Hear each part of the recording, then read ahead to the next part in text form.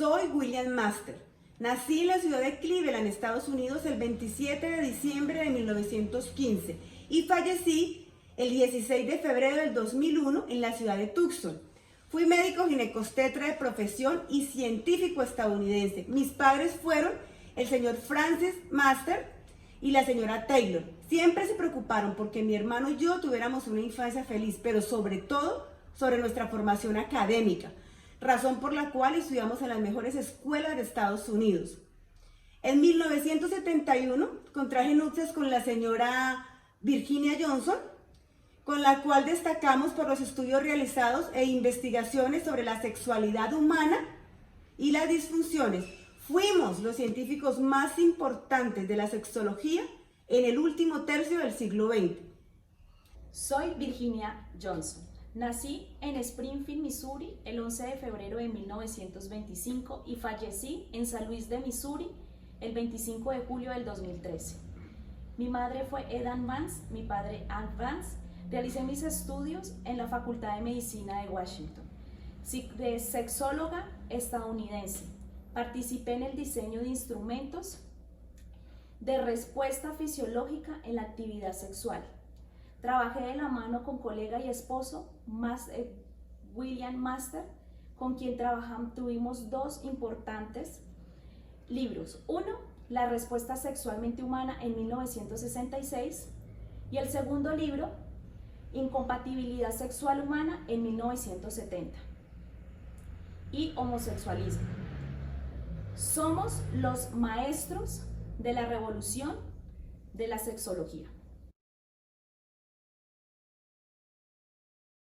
No fuimos los primeros en hablar de sexo ni de sexualidad en la historia de la humanidad. Vamos a hacer un viaje por el pasado para que conozcamos la noción equívoca acerca del sexo y su concepto falseado. Viajamos a la época antes de Cristo y vamos a hacer referencia a la noción de las ciencias naturales desde Aristóteles, Hipócrates, Galeano. En esa época se referían al sexo como locus reproductor, o sea, el sexo solo servía para la reproducción humana. Ahora viajemos al siglo XIX y XX, donde cogió un auge impresionante. A nivel religioso, al sexo o a la sexualidad se le llamaba lujuria, fornicación, y se veía como pecado.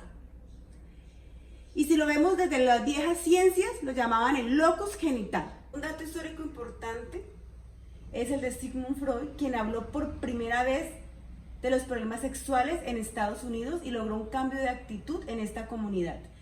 También podemos hablar de Kinsey en 1948, quien habló de las libertades sexuales de los heterosexuales y de los homosexuales.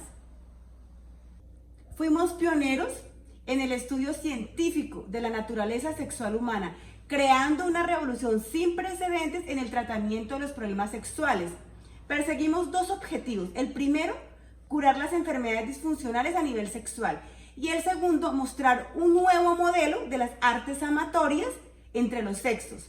Y con ello la sexología cubrió esa carencia relativa que tenía la terapéutica.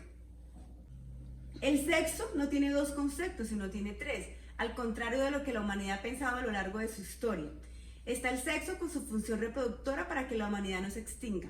Está el sexo con su función en la búsqueda del placer para la satisfacción del individuo. Y está la función sexuante, que de hecho es la previa a la que acabo de mencionar anteriormente. Y tiene una función específica, corresponde a la sexuación y la sexualidad de cada individuo. Nosotros somos los terapeutas de Master y Johnson. Master y Johnson marcaron un hito en la historia sobre la respuesta sexual humana. Este fenómeno ha traído muchas imitaciones y versiones desde otras disciplinas, como por ejemplo Kaplan, Lo Piccolo y Anoni, donde han sido alteradas y difuminadas. En 1966, Master y Johnson publicaron un libro llamado Respuesta sexual humana, donde recogieron información del estudio acerca de la curva de la respuesta sexual, donde tenía 4 fases: excitación, meseta, orgasmo y resolución.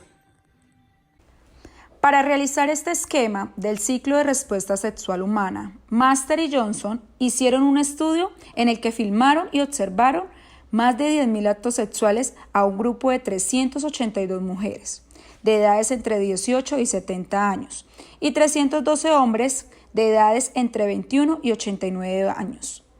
Durante la actividad sexual, con el fin de describir de forma científica y objetiva los cambios físicos que se producían durante la actividad sexual.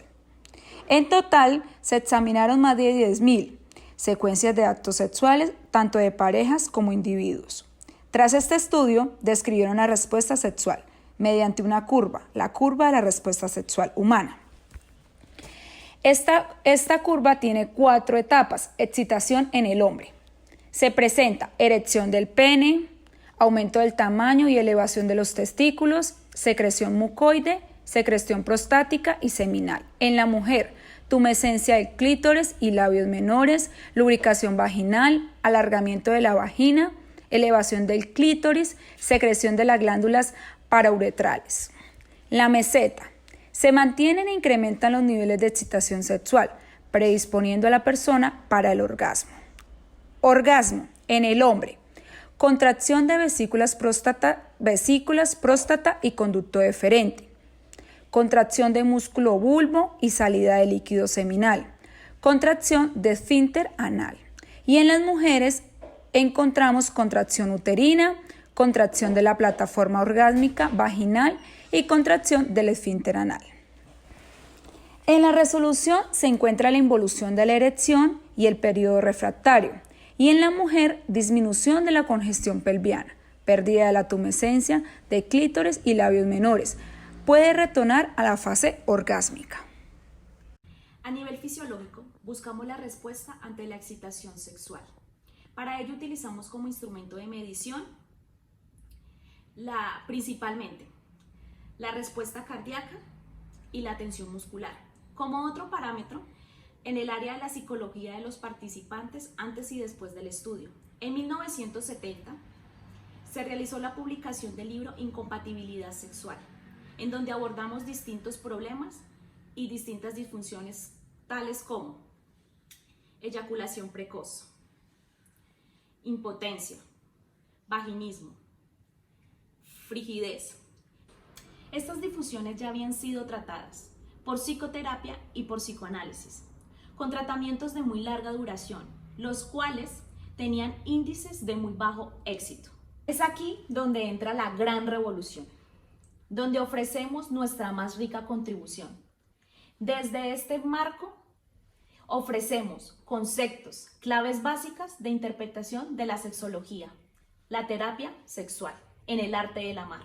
Un aporte no menos importante fue tratar la sexualidad en la vejez en 1979, donde concluimos que la sexualidad de heterosexuales y homosexuales era la misma, y donde la homosexualidad no era una enfermedad, sino era una conducta aprendida.